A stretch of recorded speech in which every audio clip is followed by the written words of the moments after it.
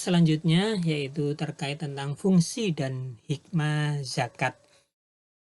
Eh, di dalam surat At-Taubah ayat yang ke-103, Allah Subhanahu wa taala berfirman, "Khudh min amwalihim shadaqatan tutahhiruhum wa tuzakkihim biha.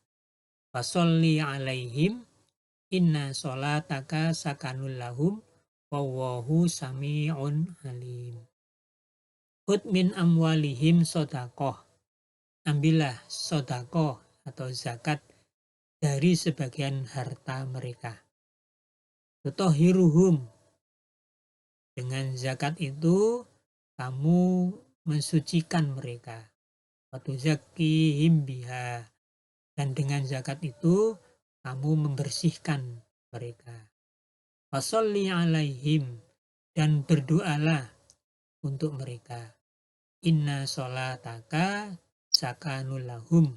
Sesungguhnya doa kamu itu menjadi ketentraman jiwa bagi mereka. Wallahu sami'un alim, dan Allah maha mendengar lagi maha mengetahui. Nah saudara, dari ayat ini bisa kita pahami bahwa fungsi dari zakat itu adalah untuk mensucikan diri, mensucikan harta, membersihkan diri, dan juga membersihkan harta.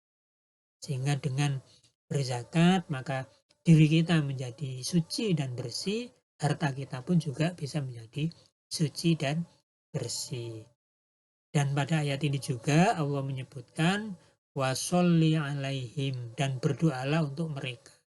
Artinya ketika kita menjadi amil ataupun ketika kita berzakat, maka hendaknya kita bagi amil hendaklah mendoakan orang yang berzakat itu, dan bagi kita yang berzakat mintalah agar orang yang menerima zakat kita itu mendoakan kita, ya.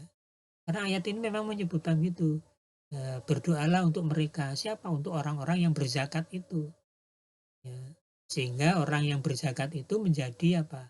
Tentram hatinya, merasa didoakan. Ya, mudah-mudahan zakat sodako Anda diterima, diberi balasan yang terbaik, ya, dilipat gandakan pahalanya. Nah, sehingga orang itu menjadi sangat senang.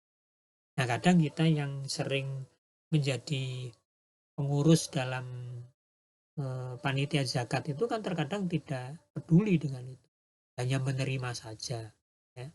Sekali lagi ini doakanlah agar orang yang berzakat itu menjadi senang.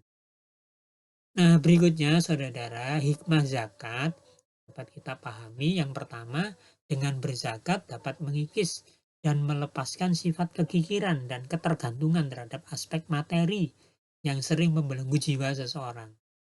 Jadi menghilangkan sifat bakhil, ya, sifat ketamakan, sifat apa itu, egois dan individualis. Jadi, zakat itu bisa mengikis sifat-sifat itu. Kemudian yang kedua, menciptakan ketenangan dan ketentraman baik pada muzakinya maupun pada mustahiknya. Dia ada rasa apa, tenang hatinya, tentram hatinya. Bagi muzakinya merasa dirinya sudah terbersihkan dengan zakat itu, dan bagi mustahiknya tentu karena menerima zakat dia menjadi tenang, ya, kebutuhannya bisa tercukupi. Kemudian yang ketiga yaitu mengembangkan segala hal yang baik, tidak hanya secara ekonomi individual, tapi juga secara spiritual dan secara sosial. Nah, ini adalah hikmah kita mengeluarkan zakat, ya. Kemudian yang keempat yaitu membebaskan diri muzaki dari pedih dan panasnya api neraka. Nah, ini yang perlu menjadi perhatian kita, ya. Dengan kita berzakat maka kita terbebas dari api neraka. Di pembukaan, di pengantar disampaikan satu ayat yang menjelaskan bahwasanya orang yang menyimpan hartanya maka bisa akan disiksa dengan harta yang dimilikinya itu. Saudara yang berbahagia, saya kira ini penjelasan terkait tentang fikih zakat. Mungkin ada nanti di antara Anda yang menjadi panitia zakat, mengurusi zakat, baik itu zakat mal ataupun zakat fitri. hendaknya ketentuan-ketentuan yang tadi sudah saya sampaikan bisa dipraktekkan dan bisa kemudian digunakan agar kita betul-betul paham ketika kita mengurusi persoalan zakat.